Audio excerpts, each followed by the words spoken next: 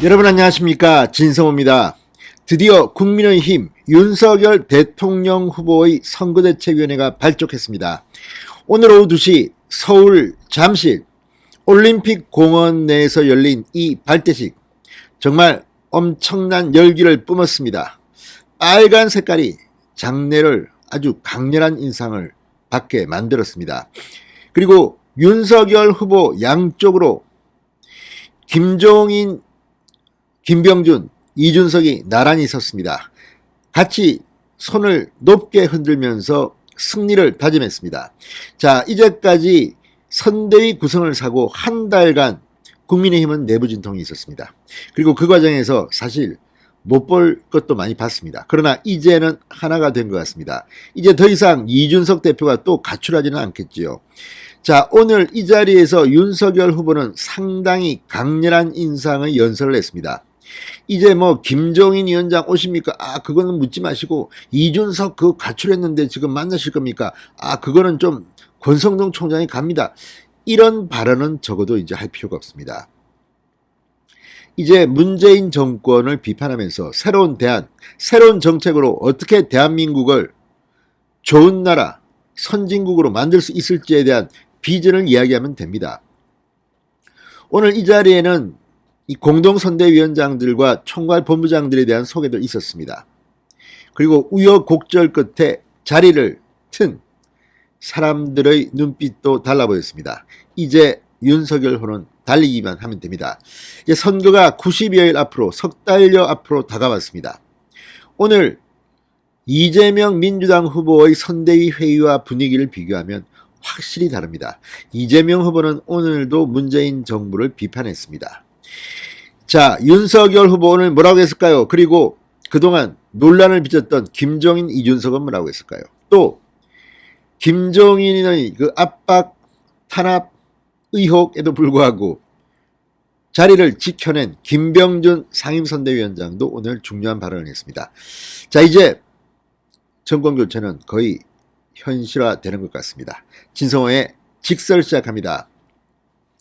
방송에 앞서 아직 진성호 방송의 구독자가 아니신 분은 붉은색 구독 버튼 눌러주십시오. 더 좋은 방송으로 보답하겠습니다. 오늘 선대위 출범식을 보면 윤석열 후보가 완전히 국민의힘 정당을 장악한 것으로 보입니다. 이제 여기에서 또 무슨 목리를 부리거나 어리광을 부리거나 가출을 하는 일은 없을 것 같습니다. 그리고 이제 일 분배가 됐습니다. 그리고 선대위는 일하다 보면 무게추가 이리 갔다가 저리 갔다가 합니다. 성과를 낸 쪽이 박수를 받게 되어 있습니다. 자, 오늘 윤석열 후보는 이렇게 말했습니다. 서민의 잠자리를 추운 거리로 내팽개치고 부패 기득권의 사익을 챙기는 민주당 정부는 도대체 누구를 위한 정부입니까? 우리는 이 지긋지긋한 부패하고 무능한 정권을 반드시 심판해야 합니다. 지겹도록 역겨운 미선 정권을 반드시 교체해야 한다고 말했습니다. 표현이 자신감이 묻어납니다. 자, 윤석열 후보는 이어서 우리는 이번 선거에서 반드시 이겨서 향후 있을 지방선거와 총선에서 승리할 기반을 마련해야 한다.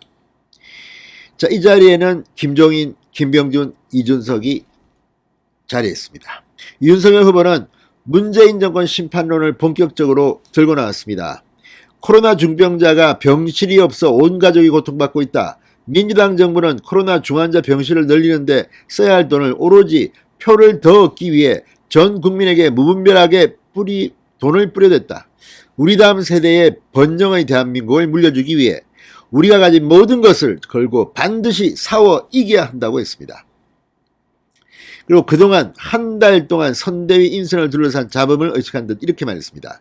저는 지난 6월 정치 참여 선언에서 10가지 중 9가지 생각이 달라도 정권교체라는 한 가지 생각만 있으면, 한 가지 생각만 같으면 모두 힘을 합쳐야 된다고 말씀드린 바 있다. 선거운동 방식부터 새롭게 바꾸겠습니다.